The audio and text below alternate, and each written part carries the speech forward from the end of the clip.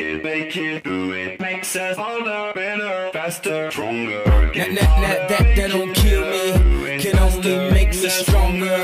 I need you to hurry up now, cause I can't wait much longer. I know I got to be. Welcome back, everybody, to Greater Inc., where you know you are greater than you were yesterday, but you'll be even greater tomorrow. You know what it is. Tuesdays with Tony. Tuesdays with Tony, man. I hope you looked at the last episode. If you did, you need to go to www.greaterinc.win or YouTube and check out Tuesdays with Tony episode 2. This is episode 3.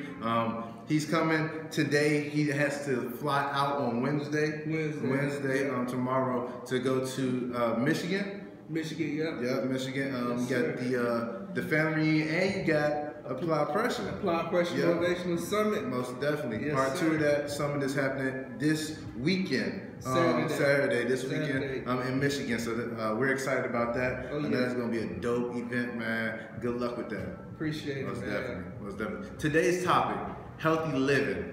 Healthy living, because some of y'all not living healthy. I'm not living healthy sometimes.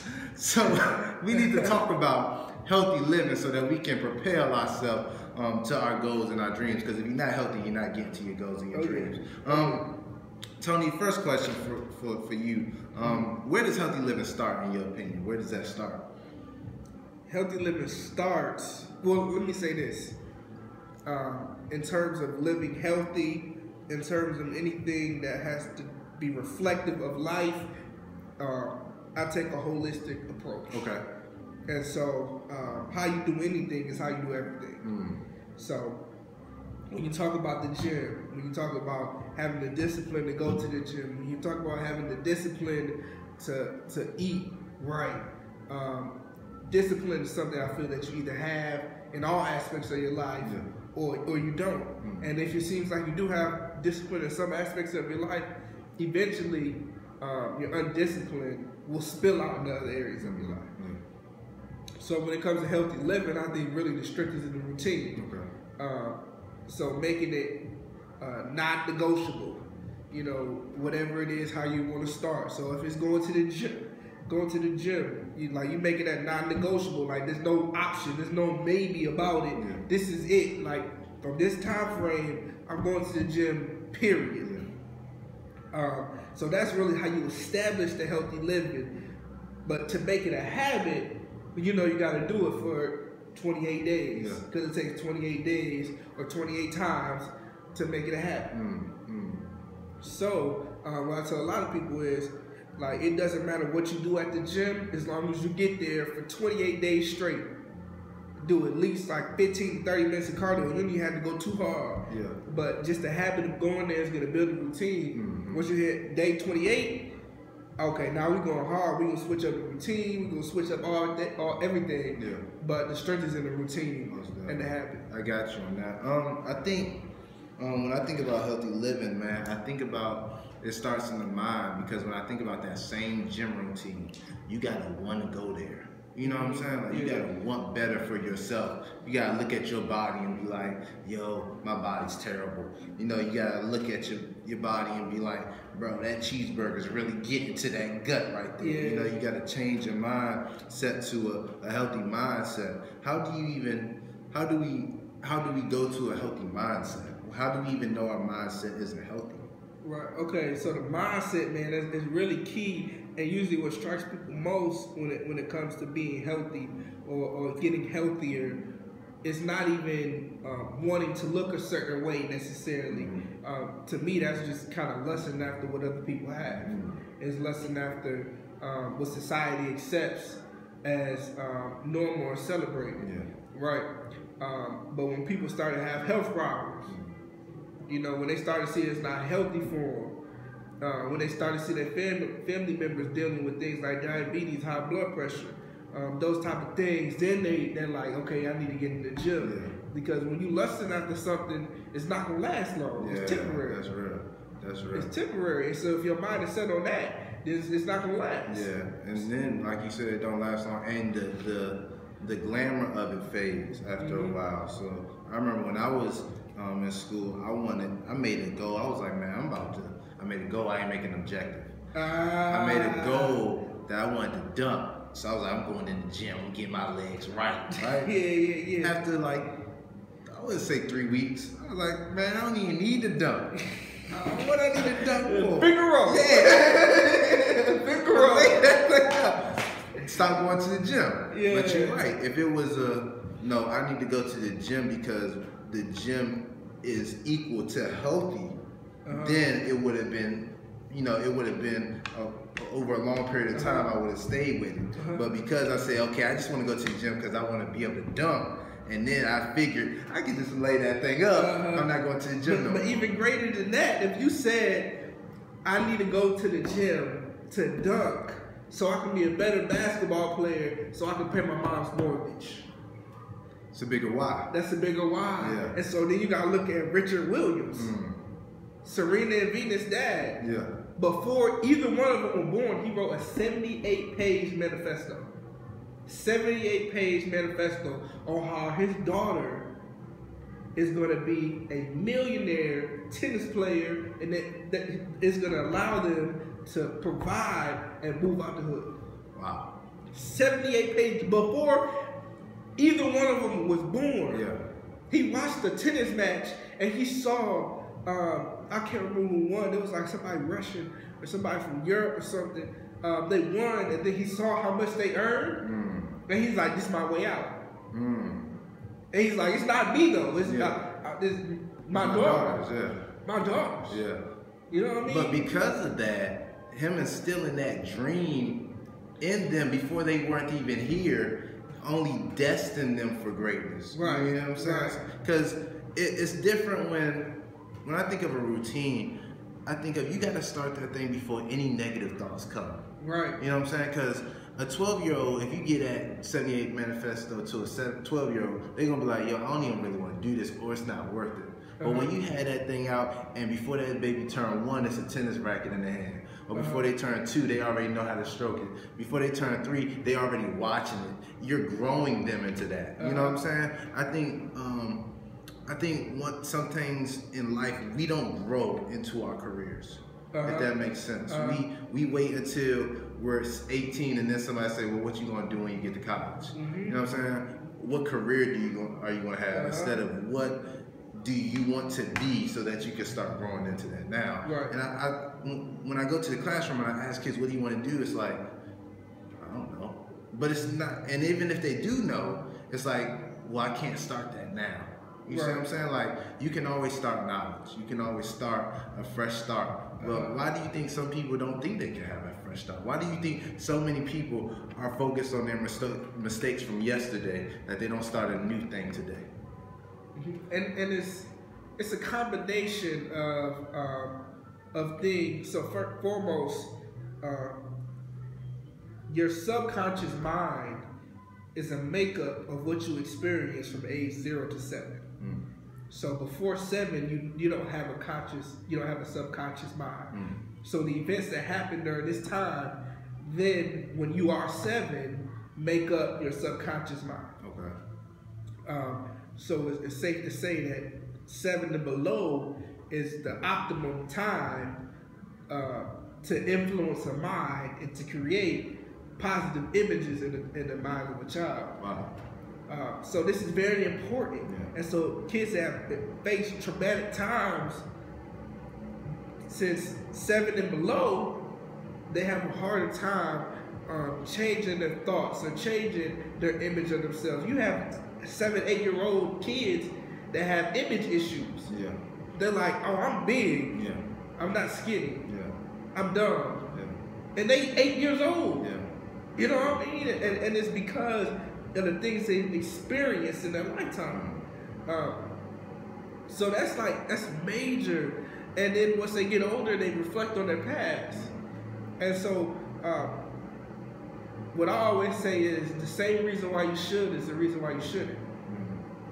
And so the same excuses or good reasons, which is really the same thing because it deters you away from your goal. Yeah. So, you know, life will provide you good reasons. Yeah.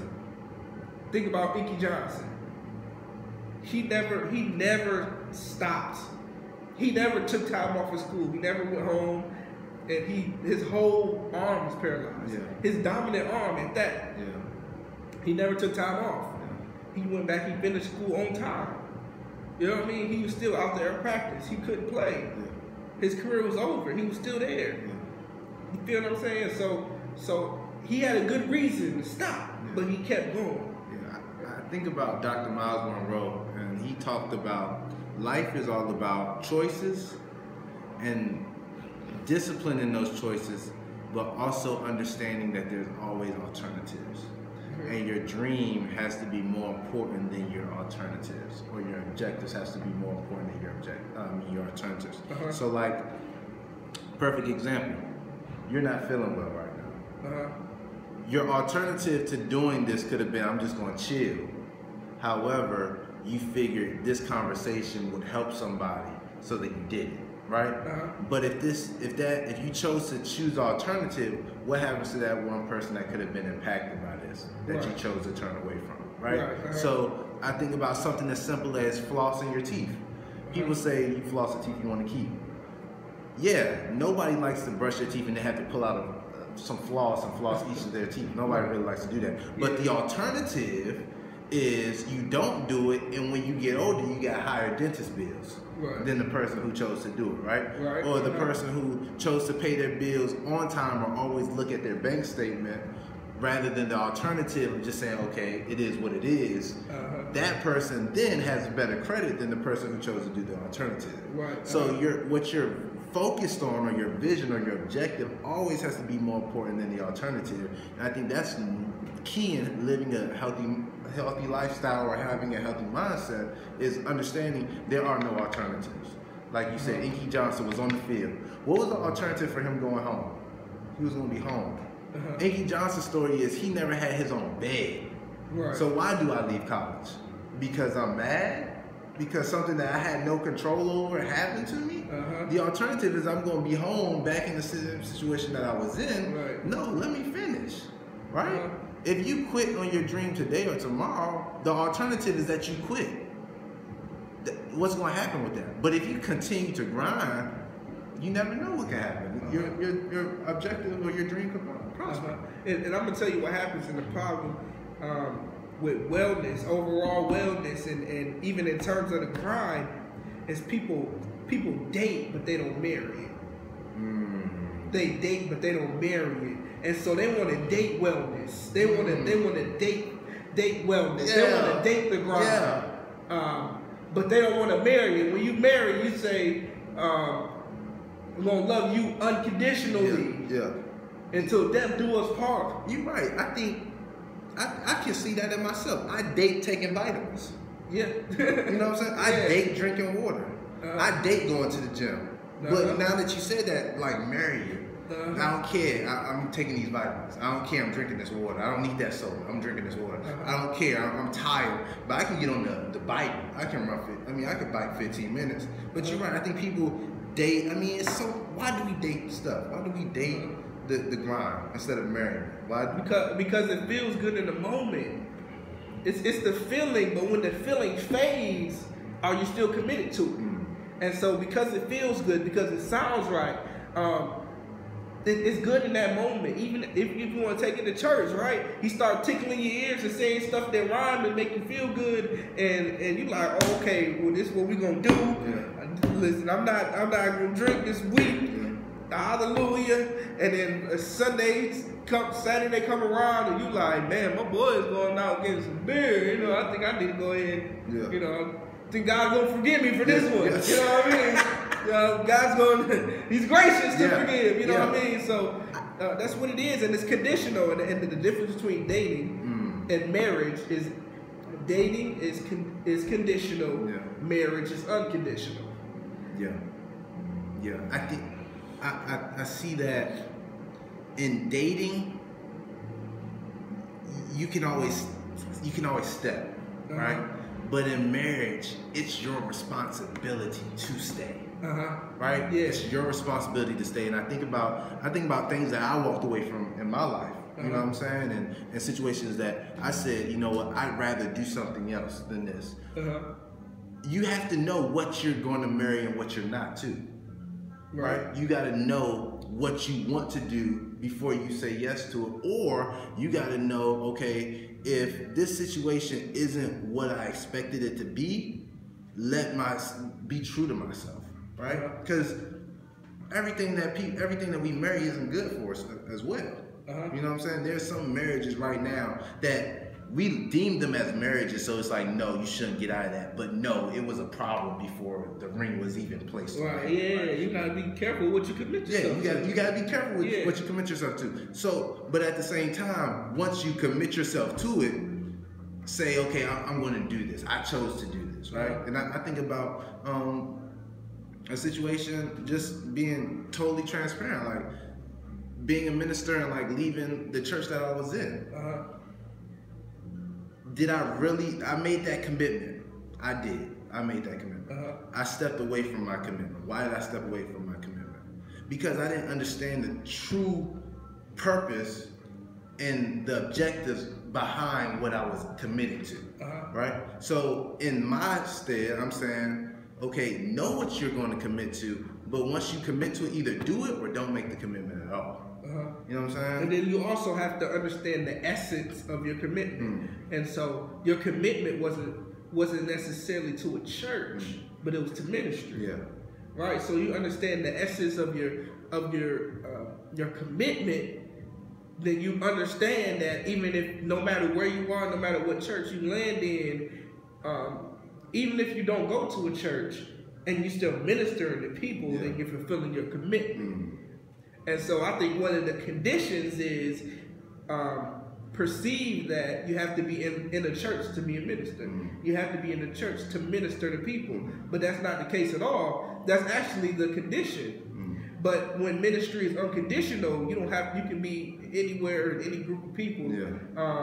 The people you surround yourself with, even strangers, and you minister to them. You know what I mean? So for me, the church is the conditional part, and the unconditional should be the ministry.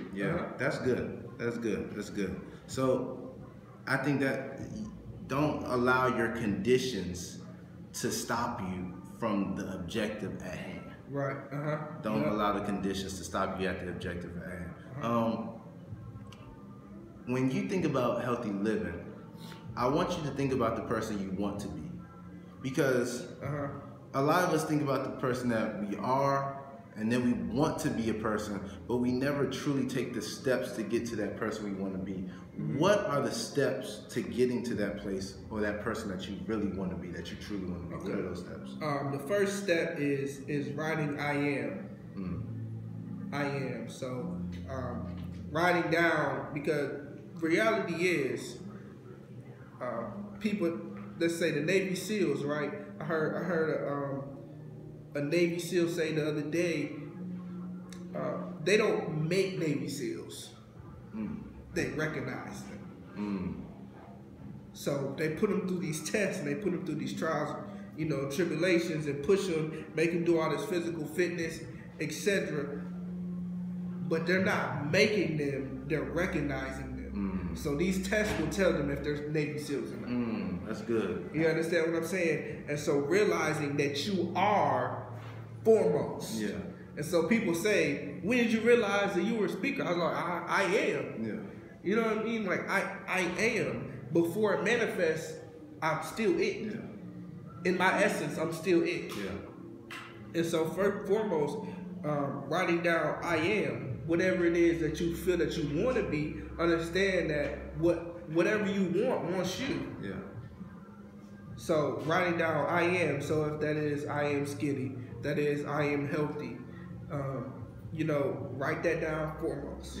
I think about in the Bible, the most powerful term that is used is when Moses asks God who he is, and he says, I am who I am. Like, you don't need no I am who I am. So I like how you say you don't have to, okay, I need to make myself this great person. No, you recognize you are that great person, and then you align your decisions and your choices to do that and to be that, and then you are that, right? So like a person who says, I'm a speaker. Well, if you don't have any speaking engagements, you create your own. Right? And then once you created your own, then it opens doors to other opportunities. You know what I'm saying? So if you think that you're a baker, okay, you need to start baking cookies. If you think you're a songwriter, you should be writing songs. Right. You know, people aren't going to come to you for the gift that you have because they don't know you have it. But once you start working in it, then people are noticing, oh, you do that. You know what's crazy? After promoting Greater Ink on the gram, people that came up to me and was like, hey, Zach, what do you really do? And I'm like, man, I promote entrepreneurs and influencers. They're like, dope, man. That's something I always want to do. Why you ain't done it yet? Like, why you ain't done it yet? Like, because you only want it. Yeah. Because you only want it. You only want it. Yeah. You not it. You know what I'm saying? I got something on my pamphlet on a piece of paper at home, and it's like, nobody can do what I can do, how I can do it. Period. Nobody can do what I can do, how I can do it. Nobody. So that goes for me, that goes for Tony Jackson, that goes for you watching. Nobody can do what you can do, how you can do it. And because nobody can do it like you, that's why you are meant to do it. Greatness, greater, period. All right? We're going to call it quits here. All right? Definitely this weekend, understand, Apply Pressure is happening in Michigan. All right? In Michigan. If you know somebody in Michigan, let them know Apply Pressure. Tony Jackson's got a great program for you, a great event for you. We hope that you feel better, brother. Oh, Definitely yeah. hope you feel better. We're going to get it together, Yes, man. sir. Yes, sir. Feel like Jordan, you know what I mean? Flu game. You know what I mean? Still getting it done. I thought about pulling out the kicks and you know what I mean? I said, nah, I'm going to chill today. I feel it. But you know, it's greater than yesterday, but you'll be even greater tomorrow. Check us out. Have a great one. Peace. I need you to hurry up now, cause I can't wait much longer. I know I got to be right now, cause I can't get much stronger. Man, I've been waiting all night now. That's how long I've been on ya.